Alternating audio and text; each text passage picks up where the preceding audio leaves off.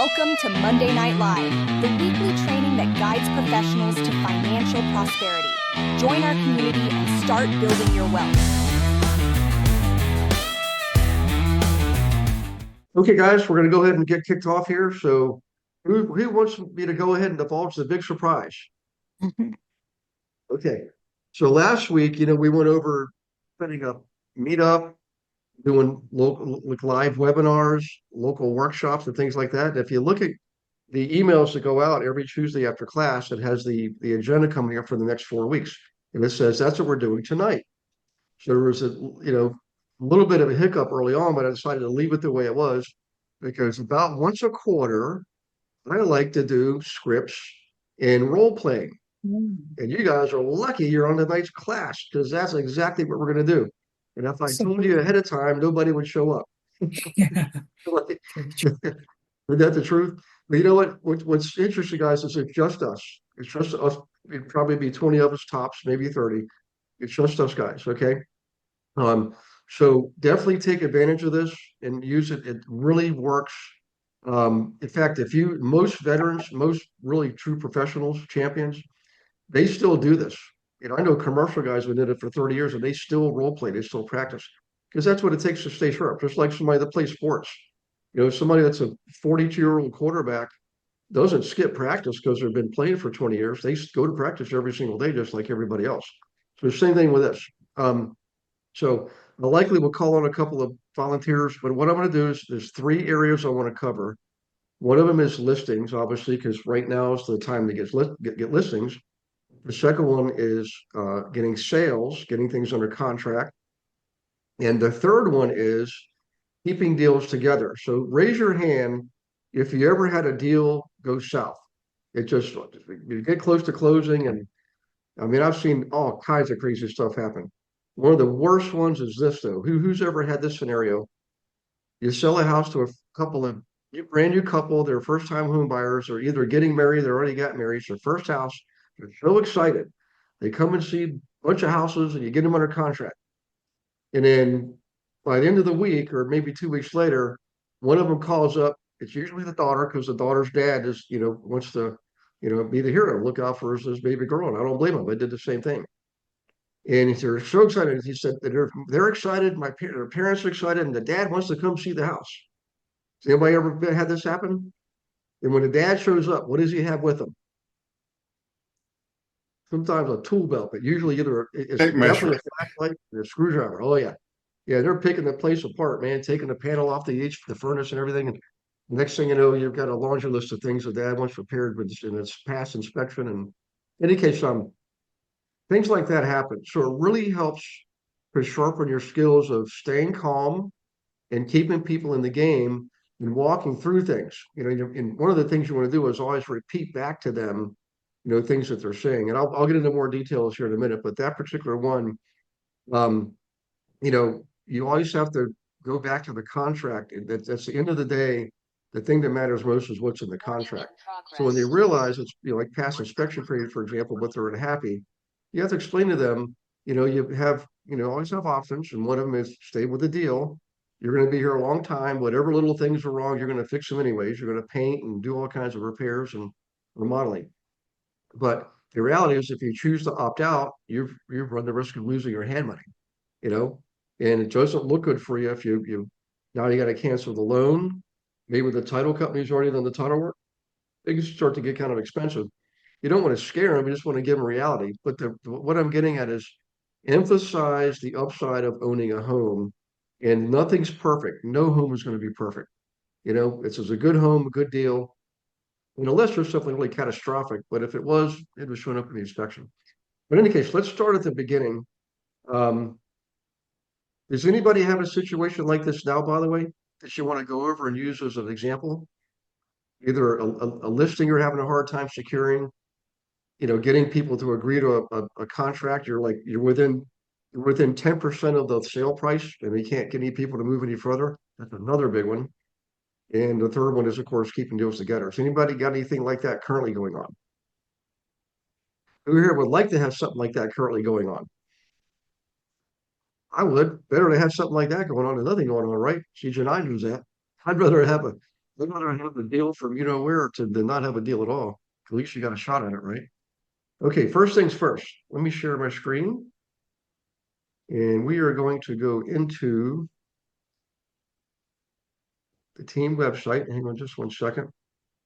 And in GIA resources, okay, if you scroll down, you'll see the word scripts. So if you go in there, there's, you know, probably, what is that, about 20 different categories, okay? So for each category here, you click on that, it's a hyperlink, you click on the blue words and it brings up a file of all the scripts dealing with that certain category. So let's click on listing scripts right here because that's going to be first. Now, uh, just a suggestion for you guys. I'm not. I don't want you to waste paper and things like that. That's not what this is about. But for some reason, for me, this is what works. When I used to do this stuff, I would come here and I would print these off, the scripts, listing scripts. And you're probably looking at there's 5 pages. So if you did that back and front, you could get that on 3 pages back and front, or just print off 5 pages. And I had a binder that I keep with me, and I have a tab that said listings, and I would keep the listing scripts in there. Another tab that said, you know, you know, you know, under contract, anything's under contract. Another one said, um, you know, landlords and things like that. You know, my clients, I just had a whole book, and there's several hundred scripts just on this page right here, which inside the tab of GIA resources. Okay, but I would print these off, and if I'm going on a listing appointment that day, for example, or a couple of them, I would go through these in the morning before I left my house, and I keep them with me in my passenger side seat right beside me in case I want to brush up again. Let's say I left the listing appointment and I wanted to figure out what could I have done better. I'll go in here and I'll make notes. So I really, really recommend you print these off and take notes. And another thing you can do is you can practice with each other. Okay. You team up with people. You can have accountability partners. Everybody, that's one of the things we emphasize at the beginning of every year for the new agents. Um, get familiar with people. Inside the same tab here, the GI resources, there's a roster, a team roster. You can see everybody's name, number, email, the whole 9 yards. So I suggest you to start to get to know each other. If you're new, don't be shy. And look for somebody who wants to practice with you. Could be to have 1/2 hour once a week, something like that. Okay. So, in any case, if anybody here have any potential listings coming up, who here has listings right now? Okay. Has anybody got some coming up, a listing appointment that you got in the near future? Okay. PF, can we call on you to be my practice buddy here on listing scripts for the first one? Oh, look, I have a computer. Oh, my videos are so crackly. Oh, And tell you what I'll do. I'll be you could be the teacher and I'll be the student. How about that? no, it's fine. It's fine. Just kidding. Okay. Well, let's look at these. So let's say here's a famous one. You go on a listing appointment, you've done all your homework, you've got a CMA, you've got a couple of comps, you know, you got pictures, you have everything you need to come up with the value. All right. Um, but what do most owners want to do? Do they want to take your suggestion? Or do they inevitably say, well, let's go higher, let's start higher? Who's ever heard that before? Let's start higher, right? Like the rest of the world is just plain old not that smart, you know? So in any case, so I'm meeting PF and I'll do the first one and PF will be the client and I'll be the agent. So PF says to me, you know, hey Gary, I really appreciate all the homework you've done. I can see the math behind saying it's worth 420. But my wife and I really wanted to get, somewhere closer to 500. Can we try listing it in say 485? And that's what PF's saying to me. Now, here's what I would say back. All right. Um, I would actually, here's what I would show them. I would show them the homework. Okay. This is something you guys are going to want to take notes on this. One of my favorite techniques is I would always have a legal pad of paper with me. Okay. And I would draw a grid on the legal pad of paper, columns and rows. The columns are number one, the first column is the subject property, the property you're trying to get listed, and maybe three other columns are columns for three other comparable properties. Okay. And then the rows are all the variables. Bedrooms, bathrooms, is there a backyard? Is there a fenced in yard? Is there a pool? Is there a garage? All the different variables are the rows. Okay. Then what I would do is I would ask them, do you have an idea of mind of another property, like why you think this place would sell for 485? Is there another property you've seen right now that's sold for 485? In most cases, they're going to say no, because it's just wishful thinking. But sometimes they will say, yeah, the so-and-so property, 3 streets over just sold for about 479. They listed at 480 something at 479. And I would say, great, let's look it up, because you always want to have your computer with you. So you look it up and you add that, you make that like a fourth comparable. You put that over there on the far right-hand side. And then this is where the magic happens. This is the really important part, guys. You are not going to fill in that chart. You're going to have them fill it in. You say, okay, great. I want you to take this pad of paper and this pen or pencil, whatever you have. And I'm going to have you go down through these. And on that pad of paper, I'm going to have you write in either, check mark, plus sign, minus sign, whatever you want to put in there for whether it's a match or not a match. Okay. Even time we would do arrows sometimes. Up arrow if the subject property is more valuable in that thing, like you got a 3-car garage versus your 2-car garage, so it's more valuable. Up arrow means the comparable is more valuable. And the down arrow means the comparable property is not as valuable. It has a 1-car garage versus a 2-car garage is what you're listing house you want to try to list as. So something like that, some type of a mechanism to make it easy on them. They're going to go through each of the comparables compared to their property and put up arrow, down arrow, plus sign or minus sign, whichever you guys agree to. Okay. Go down, do that for the first property. All right. And then at the end, you're going to look at the price that it's sold for. Remember, you did the comps, right? So you're going to have comps that actually make sense in your own heart and mind. You know they're legitimate comps. You say, okay, now let's look at their price compared to your price. We've got some adjustments to make because subject property, your house has 2-car garage and they got a 1-car garage. So let's say that's $10,000.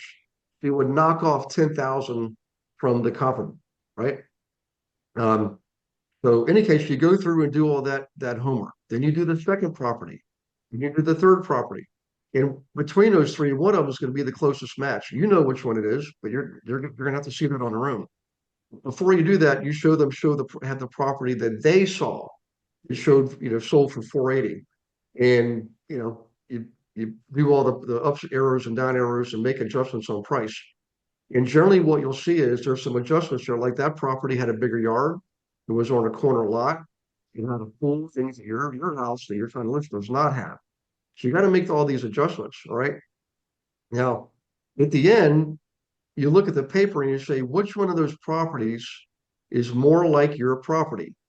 And they should choose the one that of the three you provided them, the one is closest. I always make it the middle one, right? The first one's going to be lower, third one's going to be higher. The one in the middle is going to be the closest comparable. That's what I did, right? So, and I would tell them and say, look, you and I are seeing this right now just on data that we have available on the MLS. Well, guess what? Every other agent out there has the same MLS I've got. And all of their clients that are bringing through your house and showing the listing online have the same information you and I got. Is it likely that there's going to be somebody out there seeing all the same information that you're seeing and actually decide to pay $50,000 more? Does that make sense? And in most cases, what are they going to say? Hopefully they'll say no if they're being legitimate with you. But if they don't say that, they say, well, you just never know. You say, well, you know what? Why are you selling the house then? If it's worth 50,000 more than what the market's bearing, why wouldn't you hang on to this house? Kind of put it back on them, but do it in a polite way. Have you guys ever done this kind of thing before? Has anybody ever done this? Yeah, Janai has. That was my go-to technique. In here, there are a bunch of other scripts. Let's go down here and look at some of these. I'm not giving my. So, Gary, yeah. Sorry to interrupt you. I was writing on the columns, so I may have missed it. you said that I'm showing them the comps, but I'm making them go one by one, but I'm not showing them the prices of the sold properties, the Well, at the comparables, very end, right? you are. I'm sorry, I didn't. You're right, PF. Thank you for saying that. At the very end, guys, you are showing them the prices. It's on. It's going to be on the CMA anyways. But on your Oh, chart, okay. you write that in, and you'll say, look at how this price compares with your house, given the adjustments. Does that make sense? Bigger garage, they've got a pool, you don't. All these adjustments. Does that make sense? And it should. And usually they should say yes. And you say, well, that's because the person who did this was another realtor, and an appraiser actually did the same thing for all these houses that are sold. Every single one of them had an appraiser. They valued it just the same way we did it. And if all these professionals are seeing the same thing that I'm seeing, that I'm showing you, they are for sure showing their clients the same exact thing and have the same discussion. That it just doesn't make sense that somebody's going to come out of the woodwork and not have all this information, not be with a realtor that's at least halfway decent, and come up with the same conclusion that we've come up with. You know, really, at the end of the day, what you're asking them is which property is closest to your property? That's the final question. Which property of the three plus the one they brought in is closer to your property? And if they're being, again, authentic and genuine and legitimate, they're going to pick the one that you know in your mind, the middle one. If you do it the way I do it, EPI can closest match. And that's the one they should price it at. Okay. Um, now, a couple other things. If they're still a little bit stubborn, then you have to use simple logic with them and give them this is where you're going to give them the religion. And here's what I'm getting at. Um, if the house is priced too high, generally what happens when a house is priced too high? Does it sell right away? No, it No, stays on the market longer. It does. And what happens to a house the longer it sits on the market? It Reduce the gets stigmatized. price. Yeah, exactly. They'll start to do price drops. And when you start to do price drops, that's one of the worst things you can do in this business because that's when people, the radar goes up. Oop, these people are getting desperate. They just dropped the price. And they're going to try to come in even lower. They're going to sense your client's sense of distress. So pricing too high is never a good idea. This is not gambling. We're not in Las Vegas rolling the dice. You know, this is real business. And if you really want to sell their house, they need to price it exactly the right price. The right price house will always sell the fastest. Not too high, not too low. If you're priced too high, you run the risk of it getting stigmatized. And when you start dropping prices, it ends up being like a a snowball rolling downhill. You keep dropping, keep dropping, keep dropping. You end up getting far, far less than you ever would have got if you priced it right. See, when a house doesn't sell, it's always the price, but relative to other factors. I'm going to give you a perfect example. We have an agent on the team right now in Atlanta, Georgia. She's trying to sell her house. It's a beautiful home, well over $1 million for sure. Just spectacular. Um, Now she priced it right compared to the comps in the area, and it wasn't moving. So I got her on the Zoom call. I said, let's go through everything. We went through the CMA and we got to the pool, and she didn't have a pool. I said, let me ask you this. I'm pretty familiar with Georgia. It's hot. Most people have pools, especially in the kind of neighborhood she's in. It's a country club community. Even though the country club has a beautiful pool, everybody still has pools. Like a ego thing. Nobody wants to live in $1 million neighborhood and they don't have a pool because guess who else have pools? Everybody else. So your house to sell, if it's to sell at market value based on other houses that are comparable, it has to match the other houses as far as features and benefits go. In her case, everything was perfect. The house is beautiful. And you should see it. You know, it's amazing. I mean, it's got a multiple levels. It's got a completely separate suite on its own level. It's just an amazing place. But the one thing it doesn't have is a pool. That's when I said, you know what? I'm betting $1 million. This property's not selling because you're trying to price it like the others, but they all have pools and yours doesn't. It's priced relative to the fact that you don't have a pool. So the best thing you can do is make an adjustment for that right up front. Pull it off the market, keep it off for a month, put it back on after a month, price it, you might have to go down 50 or $100,000 or less because the kind of pools in those neighborhoods, these are not your average everyday $35,000 pools. These houses have waterfalls, landscaping, covered patios with little living areas, and I mean these are amazing. And you're looking like $100,000. That's about what we came up with though, as far as an adjustment. That's a shocker. It hurts. Can you imagine that? You get $1 million house and you find out you're not going to be able to sell it for more than 900. That would hurt, but it's reality. And if you don't price it right, you're going to face reality and it's going to hurt, you know. Um, okay. Any other questions on that technique? Spreadsheet technique, by the way? Classic closing technique, you know. Now there's a few other things here. Let's see. Gary, Yes, sir. I would ask um, if you were going to list it at what you felt market was and you were competing basically at about the same dollar with the other houses that do have pools, the only reason intelligently you would maybe want to do that is because your house has some significant upgrades the others don't. Maybe they don't have the in-law suite that you mentioned. Maybe they don't have pavers on the patio. Maybe what if they don't, whatever, right? So you have to try and find $100,000 upswing in your listing in comparison to the other houses without that pool. How Yep. diligent do you think well, it's purely speculation. There's no right answer for this, but Yeah. how diligent do you think other agents would be in being able to discern that factor and not just pretty much right away looking at the listing going, what? They don't have a pool. Why are they asking this? Click next Yeah. one. If it's a buying requirement, they're going to skip you because that's what the buyer wants. But Yeah. if you've got other things in the house that are better appliances, better whatever, Yeah. you'd be hard pressed to want to lessen your listing by $100,000.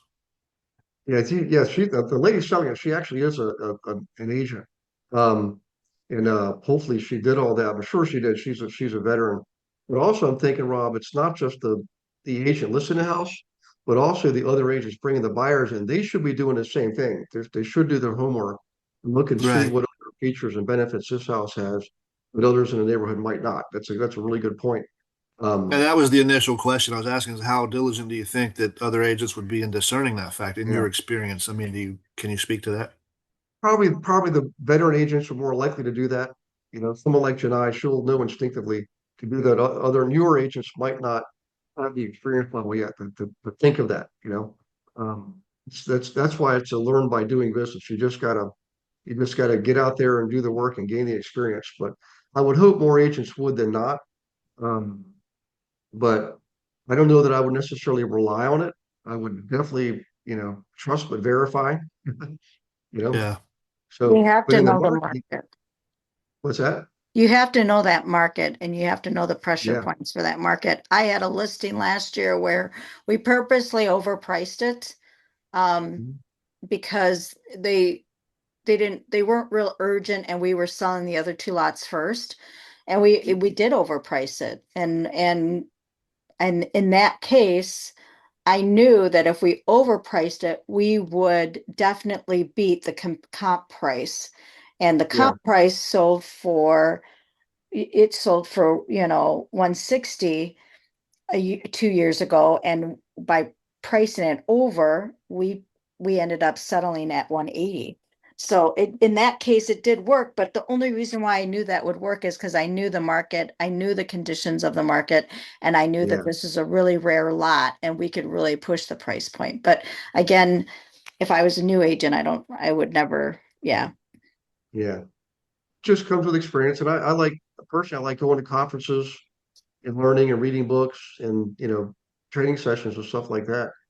Because it's not the material that you get, the training material, but you meet other agents, you know, and you just share ideas. It's fun to do that stuff. We used to have masterminds, just like you guys do, Janai. By the way, I always, at least weekly, people say, hey, I'm still going to the AHA sessions and Janai's there and, Brianna, and I'm like, that's Agree, awesome. yeah.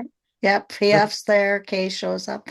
I think Yeah. I think the key focus to belonging to these mastermind groups is when you are a online or you know um what is it online brokerage like EXP or others. Um you don't have that synergy. You're not feeding off of hearing the language, the terminology, the storytelling of how they got this deal together, or how they worked with this listing. We really miss that. And I think that's one reason why I'm so passionate about keeping the AHA group alive, is because we have that synergy. We have 1 hour every morning that people can participate and take ownership and be involved in that kind of communication. And it does make a difference to, be in that realm and in that sphere. Yeah. When I first started, there were me and two other agents got together and formed a real little pack, if you want to call it that, in the area we lived in, because there's so many mountains and rivers and bridges and tunnels. It was nobody wanted to go to the other areas, So we would get like dentists, for example, they have multiple offices, and dentists make great investors. So we would team up. So Bill would get the people in the east, Tina would get the people in the south, and I took the people in the north. And it was all the same clients, but we shared based on where the transaction was. We were in three different brokerages, you know. When my broker found out, he was incredulous. He says, "What are you doing?" And I said, "Well, by the way, I was outperforming the rest of the entire office put together, more than 30 agents. Because none of them were working with investors. They didn't understand it. And we were just cleaning up. So I showed him, I assumed why we were doing it. And he was like, "Oh, that's pretty ingenious. Let's make that thing bigger." So in any case, I have a neat story, but it just goes to show you, true entrepreneurs always find a way, and we usually do collaborate, It's better to collaborate than to try to squash each other. Yeah. So yeah.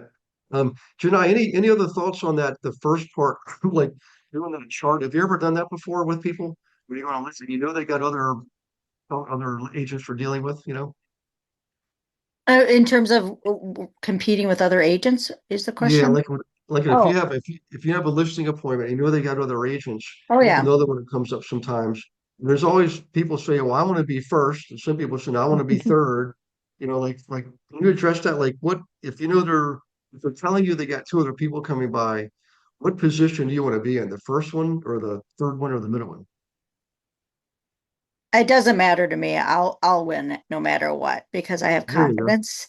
But I do think the two things that I always tell agents that really stand out is, number one, let the seller talk.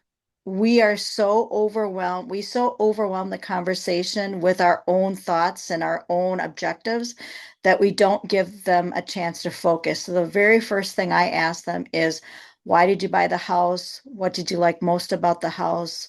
Why are you selling? And go from there. But let them have that conversation and those pauses. The second thing is, dynamically, I can outperform with marketing and everything, just like any other agent. But I will never down talk another agent. But I will say this, I'm not your average agent. I get that in as often as I can, because I'm not your average agent. I am the agent that'll go above and beyond and paint walls or stage homes or walk your dog for showings. Yeah, And if they ask me a question about that, I say, well, average agents might do this. This is what I do different. yeah, yeah. I like it. Yeah, I had an agent one time that um he started working with investors too, and he got in with some flippers. And what he did to keep his commission high, because they wanted to give him lower commission because they were giving him all their resales on the flip end. And I told him, I said, "Look, don't give up your commission easily. You gotta Oh, you gotta fight for it. In fact, I got to the point when people asked me if they were lower my commission. Actually, you know what? This is a good objection. But let me hold that for just a second. So what this guy did was he he was doing his own investing. He had shop vacs and all kinds of painting equipment. He would go in and do the final touch up, clean up, sand through the carpet, clean the garage floor, things like that that the flippers hadn't done to really make the place shine. And he made himself a really good reputation he did the grunt work himself. I went by right. one of his places. He was literally scrubbing the carpet. I'm like, man, you go to the extra mile. But you know what? I was doing 70 plus transactions a year. So in flipped houses, always sell easily. Think about it. The flipper has to sell And because you they get all the double money for it. ended. And you Yeah, double ended. yeah. And you double end it. Um, Yeah. But in any case, I was getting ready to tell you something else. I just lost my train of thought. Before the carpeting, I was getting ready to lead into something else that we did. Um, shoot, going, gone. It might come back to me in 5 minutes. We'll see. Can I interrupt for a second? Yeah. Hey, Kendra. Yeah, on those particular deals, I mean, I'm an agent that is willing to go above and beyond. I have a listing that's been setting, and it's a flipper, and so of course he has a hard money loan on it, and he is just missing the finesse on the property, right? I think that we have it listed right on market for the area, but as far as I'm concerned, there's some things that really could need to be done to the property, and it would probably cost maybe $1,000 to get it on par. But I'm just kind of like having to fight with him because maybe I guess his money is a little short right now. He's a contractor, so he has to work to make money, but he's just not. He's kind of heads dragging his feet on just those little finishing touches on the property that will really make the Right. difference that could get it sold. So Yeah. yeah, and I suggested maybe taking it off the market, getting that stuff done and then going back and doing a refresh on the pictures and then, even, refreshing the price and then presenting it as as a newer listing. So Yeah. that's And what I'm it's dealing with that. a flip, Kendra? Is it a flip property? Yeah, it's a flip property. Okay. Um, do you know any other agents in your area or investors that flip or work with flippers? They'd like you could kind of get a conversation with them. Yeah, I do. All right. Invite them over to go see the house. And Say then that tell again. them to invite them to go see the house.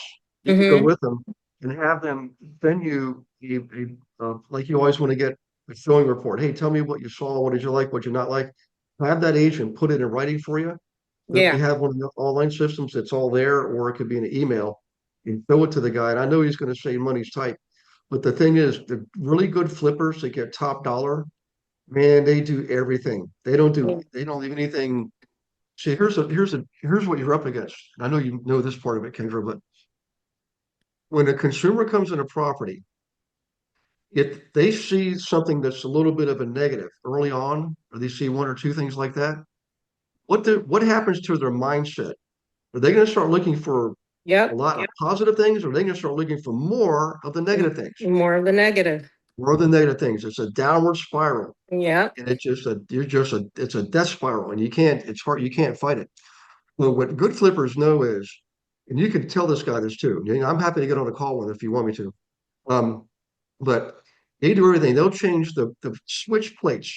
For like 20 Mm-hmm. cents a switch plate, but they change them all because they're brand new and shiny and clean. Unlike I just bought a house here a couple months ago. Got a lot of work to do. Person who sold it, I just wondered where it was. I knew I was going to fix the house up, but all that Yeah. little stuff they could have done with a few dollars. They didn't do Yeah. it. You know. Yeah. But in any case, that and what happens is when somebody comes in and they see that, like there's not a speck of dirt anywhere.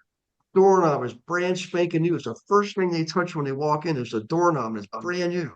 All of a sudden, we're thinking, "Oh, look at this! Look at that! They really did a nice job. Look at that brand new kitchen faucet. It was 180 bucks, but you know what? The old one was probably 20 years old. You just don't take shortcuts. So he may have to use a credit card. He may have to get a line of credit for 1,000 bucks or something. But he make sure he knows under no uncertain terms. And again, if you want to use me as a, I'll talk to him. That explain to him, a few dollars now is going to make you a lot more on a sale. It's going to sell a lot faster. Yeah. Yeah. That $1,000, the return portion.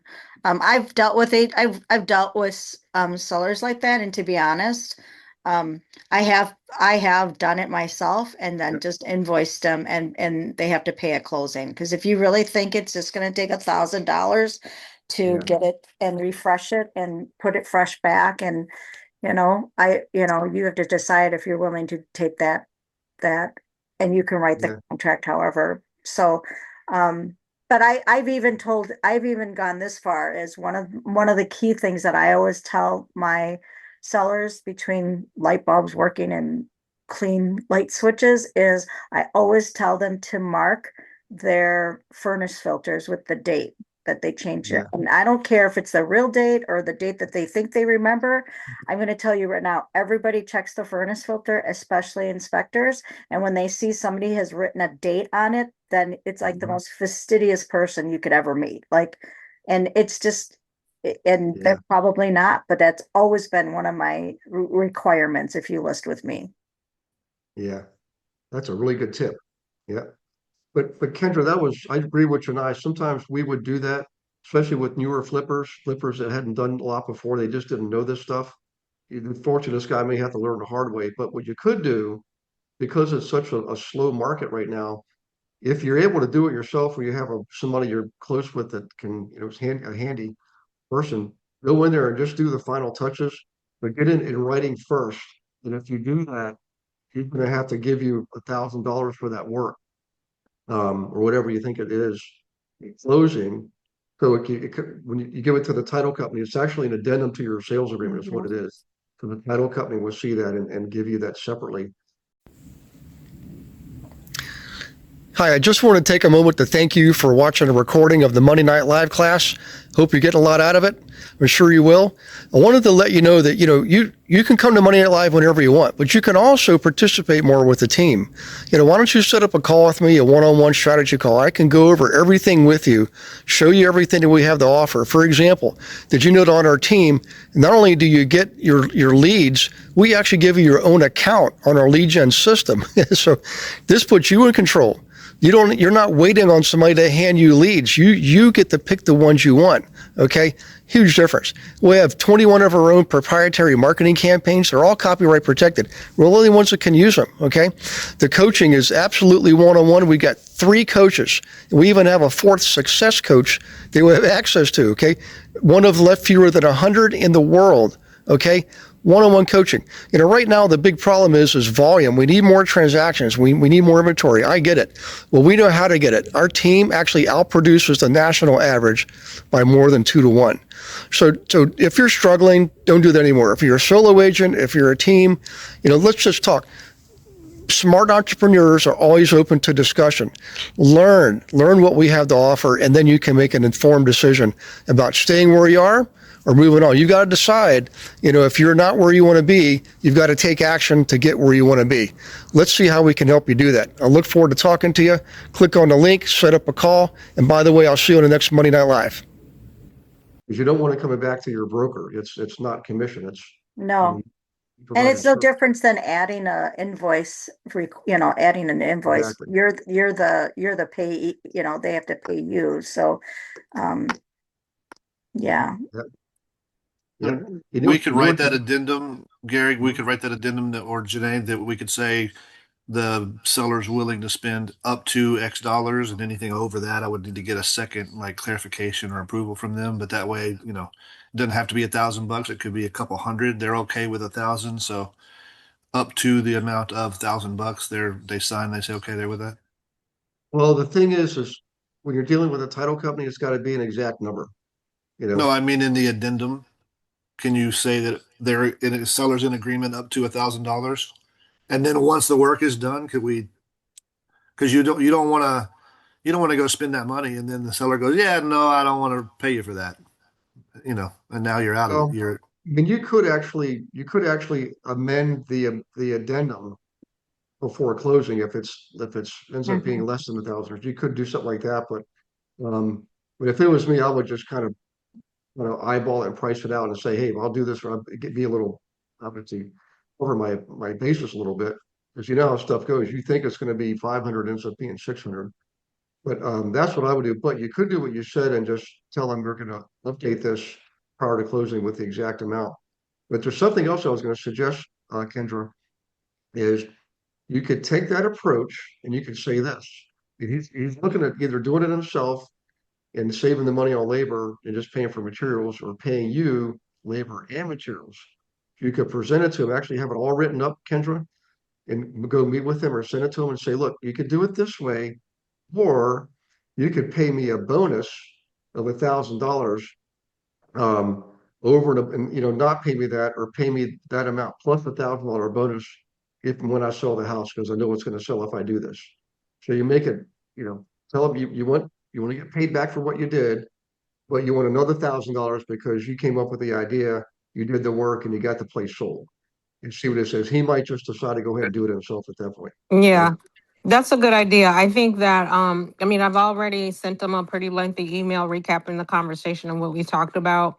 And so when I check in with him again, because his is dragging his feet, I will present that as another option. So I think that's a great idea. Yeah. I've seen other agents literally keep a garage full of stuff like plants. They would come to a place like if it had a really dull looking front, they would And have it does. planters. Yeah, planters with plants in them and put their own plants out there and then tell people these should Well, not go with the house, but let's get it and sold. the fake plants look so real now. I keep seasonal ones on hand. So like in the spring I have tulips. In the hot season I have you know, whatever you're gonna see, geraniums. In the wintertime, we might put in spruce or something that's gonna be evergreen, but they look so real, and I just keep them on hand and part of my services for staging, and it has worked. We had a house that was really cute, but they wouldn't you it was kind of a gingerbread house, and you didn't see all the little gingerbread details until you added pops of color like red geraniums in the raised, in the little window sill areas, and that's another thing is color tells a story. So I tell people all the time, pick a color that really pops online and really will force people to go through our home. So if I have a color red at the front, that color red's going to repeat in every single room, and it's going to stretch in a pillow so that they look across the room and see that red vase. So they're seeing the spans of the space. I mean, it's just the psychology of the buyer. Yeah, yeah, exactly. Where do you buy those plants? Where do you get your plants from? Hobby Lobby. Oh, We've yeah. got some really good, to be honest, like, um, you've got those really cheap markets. Like I would look at outlet markets, eBay, Amazon has cheap ones. I mean, they're really cheap, and I just keep them in my arsenal. I mean, ferns Mm-hmm. are in my arsenal, red geraniums, red, white, and blue for the 4th of July weekend, so we can instantly spruce up pots if we need to. Yeah, and then to go along with it is I've never done the addendum. I've always done it as a separate. I run it through my LLC and say I'm going to issue you an invoice if you agree to these repairs and this work. I'll issue you a receipt and you can pay for that invoice at closing through my LLC. So it's not even tied to the real estate transaction. So it's completely separate. Okay. Yeah, good idea. We also, by the way, Kendra, we used to keep welcome mats, interior and exterior, throw rugs, runners, stuff like that. IKEA has cheap ones. Mhm. And they're like I got 12 of them this past winter. At the end of the season, I always look for IKEA and Home Depot. Even Dollar General had really cheap mats at the end of the season, and I bought 12 of them, and I give them out as gifts for the short-term rentals as well as the new home buyers. And there's nothing like a big mat that says welcome. And I use them for staging too, when, because that area at the front of the door is always scuffed. Yeah, there's in the training program for flipping, there's a whole section on um how you actually approach a house when you're looking to, either if you're the flipper themselves yourself, or you're working with the flipper, you approach it just like you would approach a consumer. You're driving down the street and you're making note of what do you see? What's the first thing you see when you're approaching the house? We're generally going to see, of course, any landscaping, mailbox, sidewalk, driveway, and the facade, whether it's siding, brick, or what have you, and windows and the front door and all that. That has to be like pretty and clean. I mean, there's no exceptions there. That's the first thing people see. And if that stuff's not good, you're gonna have a hard time selling, you know? And use like solar lights, especially at night. I tell, especially if you're gonna sell lots with acreage, I always have them walk the lot and put solar lights at the corners of the lot so that people can say, even at nighttime or at dusk, that light that you're seeing is the property line that the sellers have indicated, so they can visually see the spans. Mhm. Um, I've had them, put solar lights on your signage at the front. I've put in huge, really big, like 3 feet tall planters at the entrances. And those, hold the sign, but they also change with the season, hopefully, just to make it kind of pop and fresh, whatever it takes.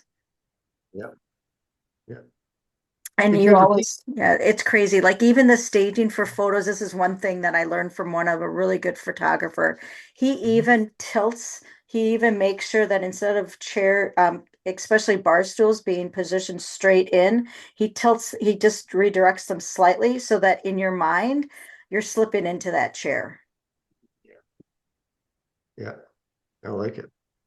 Hey, Kendra, keep me posted. I mean, I'm just, just call me, text me if you need help with that. But hopefully that'll be enough to get them to at least budge.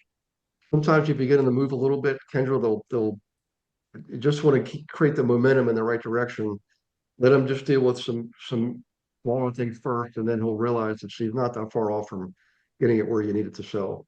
How much do you think is left there to do? Is it just a cosmetic, like like like a handprints around the doorknobs and that kind of stuff, or is it more substantial? Well, I mean, it's like, okay, so it's a 2-story house. Hmm. The outside, there's no numbers on the door, Hmm. or in the mailbox. The steps leading up really could use like some, it's either like what do you call that? Like either retainer or some or handrails really needs Okay. that. In addition to having some curb appeal. In the inside, like so upstairs, when you go up the stairs, there's the double doors that lead to a really nice deck overlooking the backyard. But the door is a little beat up. But what he didn't do is he didn't put the finishing trim on top of the door. Or Hmm. like in the primary closet, there's no shelving system in there. Or in the shower, they're really nice big walk-in showers. There's no glass and there's no shower rod. So I said at least put a shower rod in there, like a curved shower rod. Even the trim that leads that's in the corner of the shower, it doesn't even go up all the way to the ceiling. And Oh boy. there's like a vent cover that's missing. There's no smoke detectors. He has a wall vent on the floor um covering a big vent space. He said he ordered something, but he hasn't put that in there. So it presents you got the wrong vent on the floor and it presents a trip hazard. And it could, some of the window sills could use a fresh coat of paint because there's like little nail holes in the wood. um so, there's a piece of flooring that's just a very small piece of flooring that's missing as you go into the primary bathroom. He bought mirrors that are not vanity mirrors, and he just hung up like just some decorative. Like one looks like in the primary bathroom, like over the door mirror, and he put that on the I said, please take that down. That's not a real vanity mirror for a primary bathroom. So it's just like these little things like that, but it just makes such an impact because, like you said, Yeah, when you go in there and you see one thing wrong, then it creates a downward effect, and you're looking for all the other things that aren't right in the property. exactly. Yeah. So Is he flipped before, or is he like a new flipper?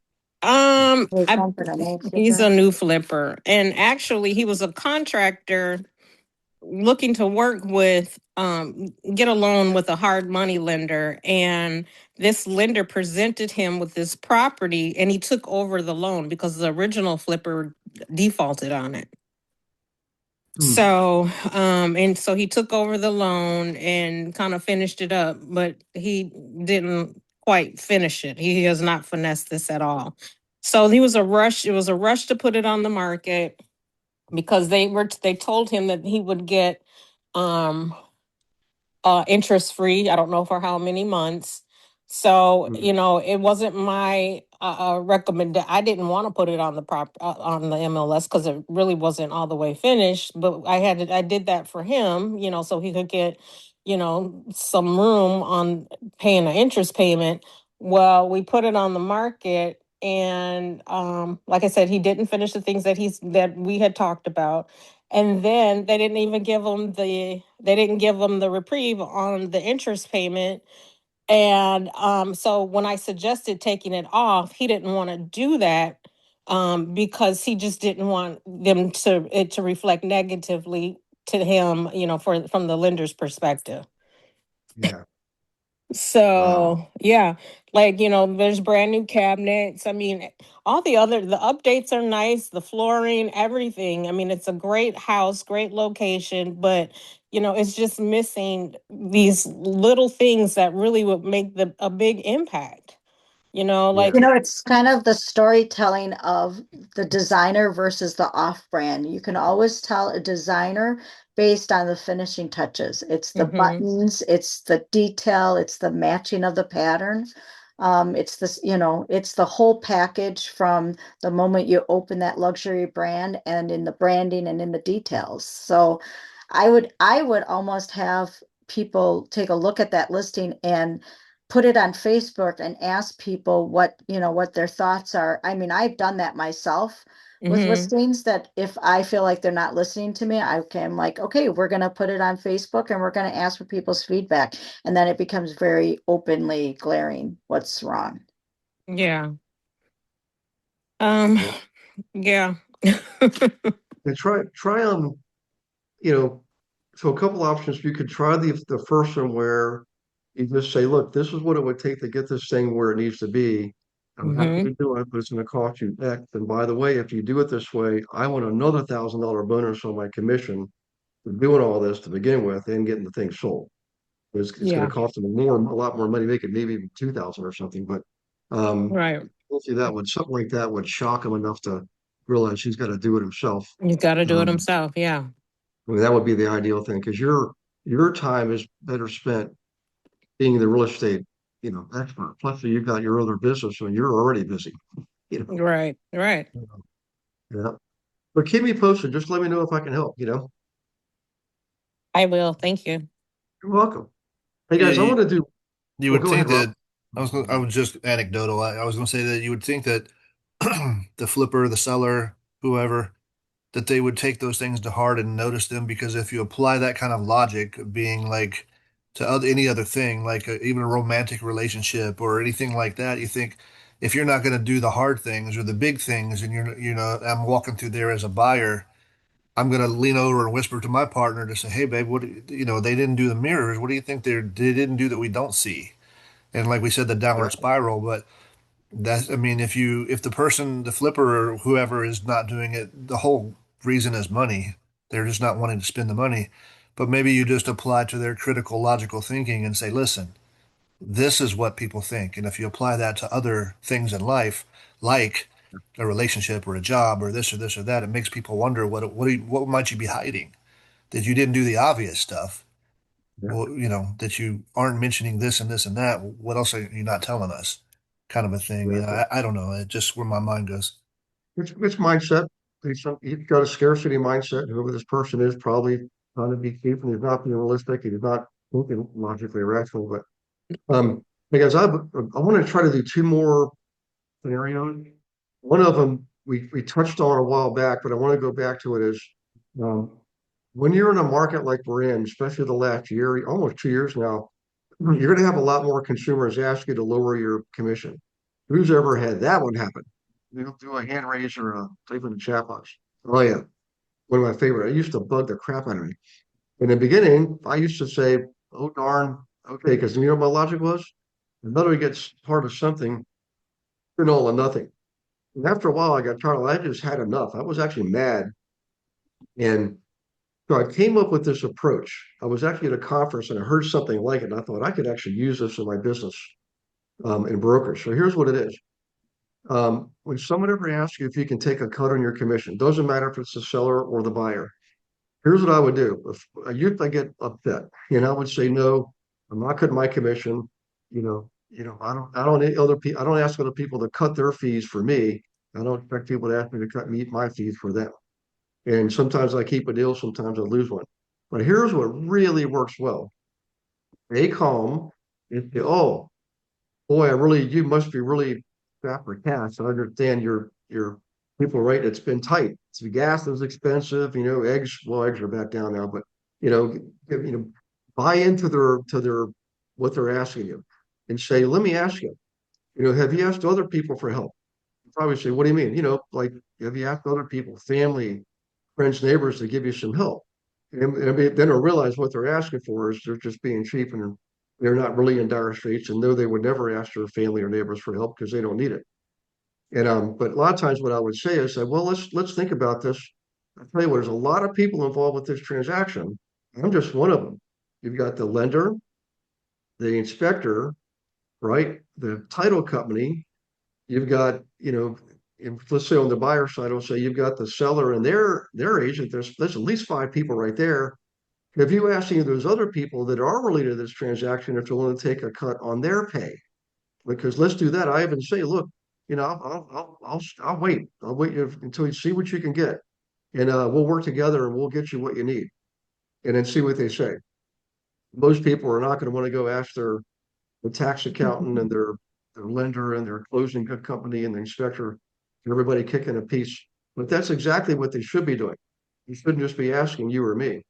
So when I started doing that, all of a sudden people they would back off and not ask me because a lot of times they're just being cheap. They're going to ask you because they know 9 out of 10 agents will worry that they're not going to get the deal to go through and they're going to lose the deal, so they'd rather take a cut than and get part of something instead of all or nothing, and it sucks. You guys like that approach? That I love objection? that. I heard you first say it a couple of years ago. I think it's great. Yeah, It's not too combative. It could be if you say it the wrong way, like smarmy, but I think it's yeah, great. And I think yeah, that you kind of followed it up by saying you made it even more specific. If those people are willing to cut their commission, I'll meet it. I'll meet you where you want to be instead of just telling them you'll help them because yeah, you know that people aren't going to give and they're not going to ask. yeah, yeah. That's great. I really So like it. that's my key objection on that one. I've heard other people always the classic rebuttal is, look, I've been doing this whatever 10 years, 10 years, 30 years. I'm better than everybody else. That's why you came to me. Like Janai said earlier, I'm not average. I'm way above average. And what you're paying me for is to market your house. Like if you look at the contracts, guys, it doesn't say you're guaranteeing you're going to sell their house. That's not exactly what it says at all. What it says is you want to market their house. You can say, you know what? I'm really good at marketing. If you want to go with the best, you'll go with me because your house is going to be all over the planet, all over the internet, all over everything. Everybody's going to see your house. Every other agent, they're going to put a sign in the yard, put it on the MLS, and they're going to go home every night and pray somebody shows your house. You know, we don't do that. We know we are going to sell your house because we've done it 30,000 times in the last 30 years. Stuff like that was always the classic approach, right? It's ego driven. But what I just came up with, what it does is it takes the burden off of me to prove myself, puts it back on the seller or the buyer, whichever one's asking this. And I'm actually being helpful and say, look, let's think of all the people involved with this. Let's get out there. Let's get a message. Let's ask them. You've got to do the work. I'm not going to ask them. That's not my job. That's your job. But I'll help you with the wording. That's what I'll say to them. And all of a sudden it'll change for two. So if you guys keep that one, that'll help you because I've had agents already on the team um, this year. Things are getting busy, and they'll do a price cut, or let me sorry, do a commission cut.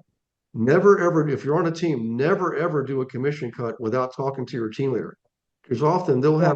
have a handler, objection handler, like I do, or maybe you're on my team, and I'll help you through that. There's other techniques we can use too.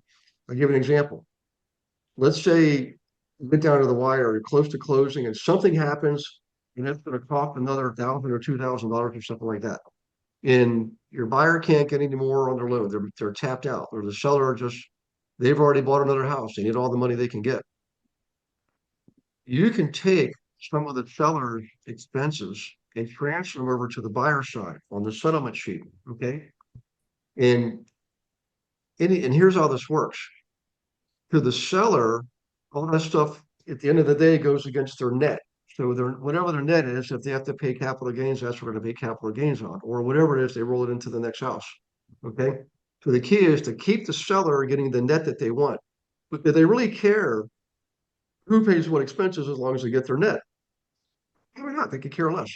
So we shift those things over to the buyer side. The difference is the buyer does it. Most of those things don't go against the cost basis. Some of them do, but not all of them. Right? Commission, for example, is an expense you take in that year. Transfer taxes, all that stuff is an expense you take that year. Okay. So what happens is you put them on the buyer side, add it up to $10,000, right? Easily, probably even 20 these days. And if they're in a 20% tax bracket, that means they're going to get 4,000 back on 20,000 at tax time. So if you're 3 or 4,000 apart on a deal, or something happens close to the end of the deal and it's another couple $1,000s, something like that doesn't cost anybody a dime. The only difference is the buyer's got to wait till tax time. They'll get that money, a portion of that money back. You just have to do the math to figure out how much that should be. So the buyer gets what they want, the seller gets what they want, and you don't have to cut your commission by that $1,000 or $2,000. Does anybody have any questions on that? It's a little bit more technical, but it works. We've done it a lot with investors. We used to do that in a commercial one, that not right over to the residential one. I said I was gonna go back and watch the replay to hear what you said, so I can understand that better. Yeah, what you do, I think we have a lesson on this somewhere, some recording somewhere, Kendra, but what you're doing is, let's say you've got a $333,000 transaction, and your commission is 3%, which means $10,000, right? 3% of 333 is $10,000. And all of a sudden, right before closing, something comes up, the lender, and they waited too long, they had to increase the rate. So that the buyer's payment went up, and they need to do a buy down to keep the rate where it was, so that their payment doesn't go haywire because they can't get any more money.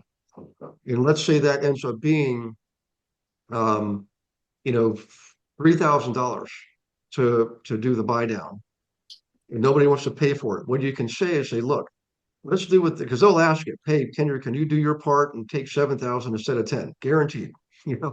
Sounds good because you're still going to get 7, but don't do it. What you do is you say this, look, here's what we're going to do. We're going to take seller's expenses, which include commission. And if you think about it, what's commission? Usually averages 6%, 3% per side. So you shift over, maybe shift over the buyer side commission to the buyer. And what you do with the buyer is you lower the what they're offering on the property, okay?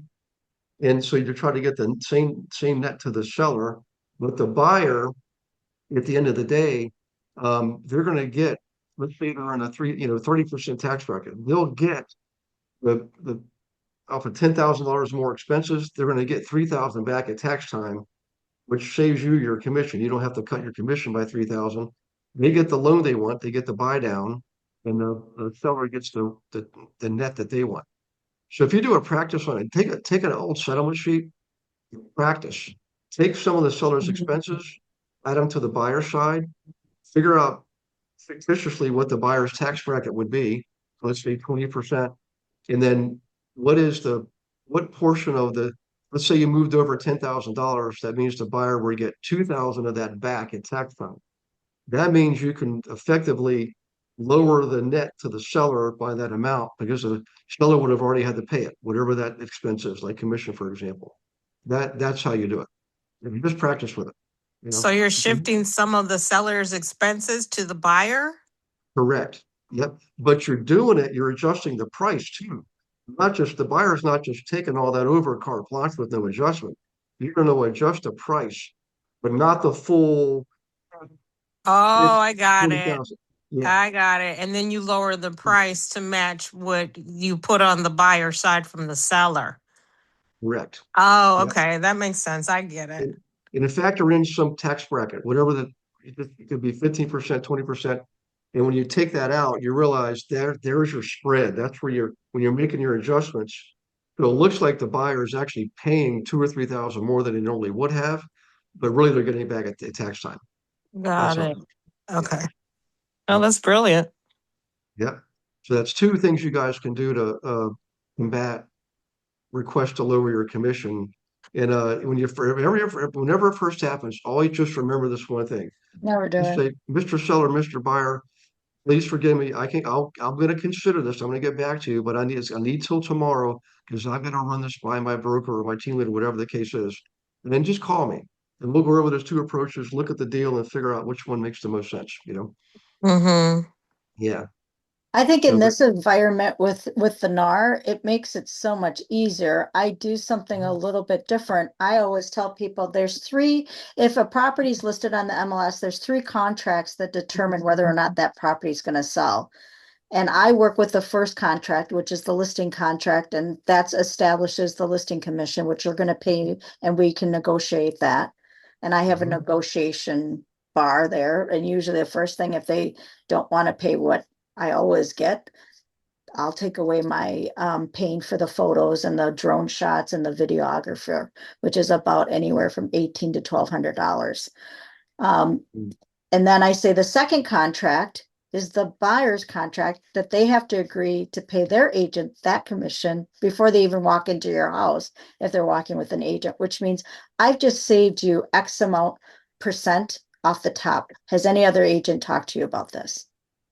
And then the third contract is the offer to purchase, which dictates everything. So you might get a stellar, over the top, above asking price offer, and you will want to maybe pay for that buyer's agent commission because they've done such a stellar job.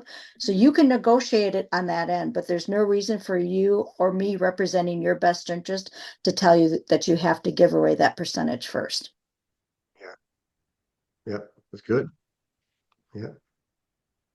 Well, it always pays to never make a decision like that on your own, especially in the moment in the heat of battle, because you're going to be it's too emotional, and you can act too hastily, and it could cost you. So always tell people you just need overnight to run this by your broker, team leader, whatever, and give yourself time. Call Janai, call me. I mean, there's plenty of people on this team that got a lot of experience, Janai, and what market are you in? I'm in the Northwoods, Wisconsin market. I'll share my list. I'm going to share my listing just because I have an example of what you're talking about. I told these people they wanted to get on the market like today. And I worked with them and I had some requirements. The first deadline for the photographer came and I said, you're not ready. I'm not going to pay to have photos done. You have to do this, this, and this. And they did the home stretch, but they forgot one thing. They didn't paint their front door. And it really ticks me off because it really shows in the photo and it shows in the video. The listing's been on the market for 13 days, so I'm not really worried. But if we do need to do a price drop or something in the future, the very first thing is we're going to get the door painted. I'm going to go over there and take a picture because they have a beautiful, beautiful cherry tree that's just huge and ready to burst with blooms. So I'm going to take photos of that and then we'll revamp the photos or the pictures. And that's another thing is every 2 weeks I will reorganize the photos because that way people, it's 3 clicks and you've got them. 3 clicks and you've got them. If they see different clicks, they stick different photos in those 3 clicks, then you've got more exposure coming too. Yeah, I did. I rearranged my photos. I didn't update anything in the listing in the public remarks. And we've been on the market 24 days now, and I have had not one showing. Ooh, Yeah. okay. And I think another thing is, I don't know if Gary, your experience, I'm on this call because that was one of the questions I had, because I've talked to a couple of agents in central Wisconsin. And I think because of the uncertainty of everything that's going on right now globally, Yeah. People are hesitant. I'm a secondary market. I'm a vacation home market. And those are the homes that I'm selling. So it does become like, do you stretch? And never would I ever, take away from my 401k or investments like people did during COVID. And people are outstretched now, and terms are getting crazy and things are volatile that way. So I don't know if you're seeing that in your market or not, but usually by now I have one or two inquiry calls. I haven't gotten any either, but we also have a very cyclical market in that it's still cold. Like we had snow flurries still last week, which Yeah. slows down the process for vacation people coming up. I'm familiar. I'm from Minnesota. Okay, so you know the market. Yeah. Yeah. So Yeah, I I know told I my know the cycles. Yeah. yeah, I told my sellers if they had listened to me, I would have probably waited a month to go on, but whatever. They don't always listen, but that's okay. Yeah.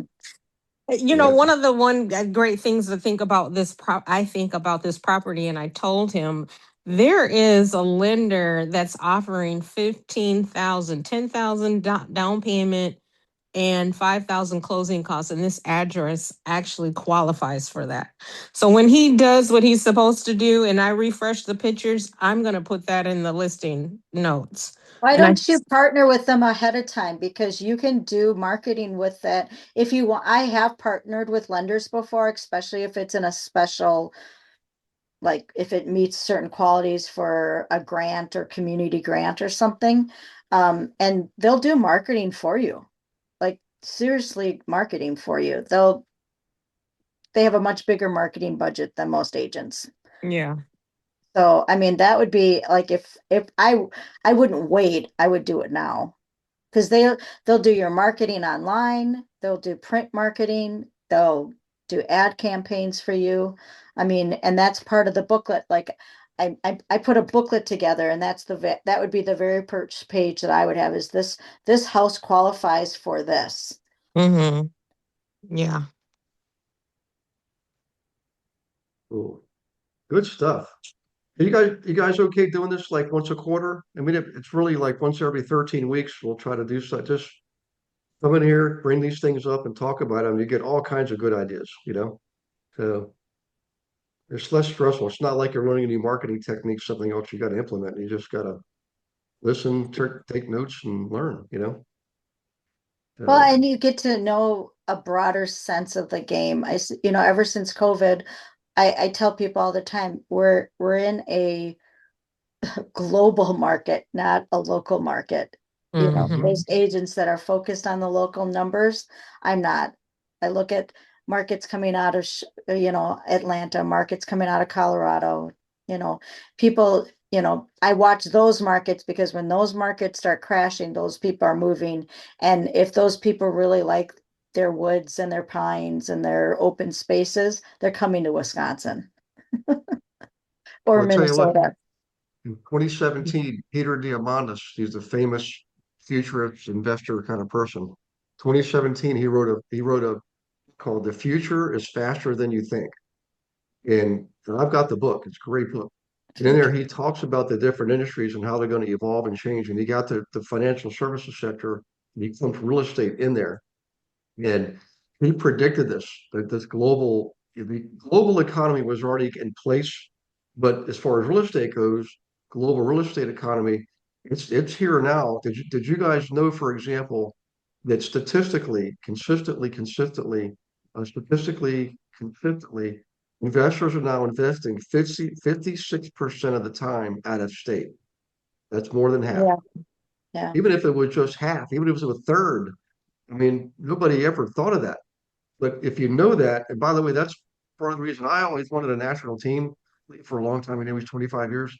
But when I read that book, I thought, I'm going to do it now. And I approached, well, I'm not going to run. I love KW. When I approached them, because that's where I was a trainer, and they were just not open to it. They eventually tried to copy it just a few years ago. They gave up on it, called Mega Team Expansion. But it doesn't really work in a franchise model. The national team works really, really well in an organizational model. In fact, in that book, he actually specifically pointed out EXP. He said, watch, there's this new company. And I had the opportunity to join in 2017, but I'm not the sharpest person on the planet. So I said no, because I was doing really well at KW at the time. I thought I'm not going anywhere. Of course, the pandemic hit, changed everything. And I thought, here's my chance. And it's probably the best decisions ever made. Like the bottom line is think, think broadly, think globally, serve locally. Remember, you don't have to serve people in their markets across the country. But when they come to your market, I don't care where they're from. They could be Cook County, Illinois, which is Chicago, and want to invest in Alabama. You can help them, right? Even if you're not in Alabama yourself. Do you guys know that? Mm-hmm. Because Yeah, you're do referral. Yeah, that's why we have referral networks. not even through referral. I mean, just because we have our national team, wherever we have agents, remember each agent reports to their own state managing broker, right? Wherever we have an agent reporting to that state broker in the XP network, our team has the right to do business in that state. Now, it doesn't necessarily have to be an agent. So Lely, Dr. Watson in Charlotte, North Carolina, can help somebody because, like ReallyFlow, for example, interfaces with all the MLSs, right? He can look and see what's available there, then team up with someone like Deshita instead of doing a referral. Say, Deshita, I'm gonna partner with you and do a 50-50 split, or make Deshita a transaction licensee, not a transaction coordinator. That's different. Transaction licensee is actually doing the paperwork for you, right? Give her 25% and you keep the 75%. Or just pay them a flat fee, whatever it is. But that's the kind of stuff you can do with the technology that we have these days, guys. There is a national MLS, by the way, that's already in place. And I'm pretty sure, I'm going to go out on a limb and say by the year 2032, that NAR is not going to be anything like it is today. It might even be gone. We're going to have a national MLS. And I think that we can control it, the agents and also the association, not some group of who knows what they are in Chicago. That's where NAR's headquartered. Now look at what they've done. I don't want to get on the soapbox here, but it's nothing like it used to be, guys. I mean, the stuff that's happening now, the companies that are merging and buying each other, it is happening fast, you know. So you're Yeah, it's because of AI and it's because of, yeah, I think that's what's going to set us apart is the only way to beat AI is the fact that we're human. And we offer stuff that the AI can't. I mean, AI can do a lot of our job, but they're not going to let the dogs out. They're not going to pick up papers. They're not going to run you here and there to, that's one thing that I always have in the back of my head is I want to be cognizant of AI. I want to be in the realm of using it, but at the same time, mitigate the risk of saying I'm going to be obsolete because I know I'm not. Yeah. Well, AI, all it is, guys, it's just software. And all you're doing when you get AI a prompt, like ChatGPT, please take this data and create a spreadsheet for me. Yeah, it can do that. It's like a free employee. But it doesn't take your work away from you. It just makes it easier.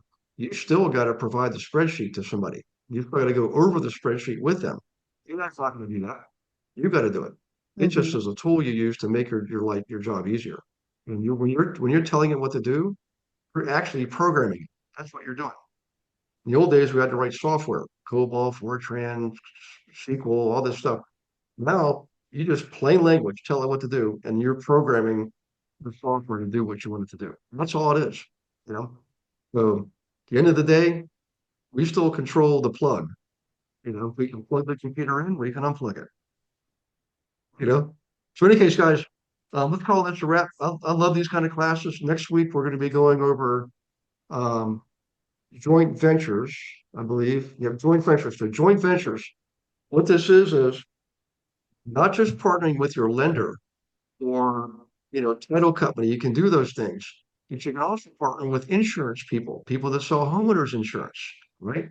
Liberty Mutual is one of the best ones for partnering. They're very aggressive. They'll partner with you, pay for marketing, the whole 9 yards. But here's a couple things to think about.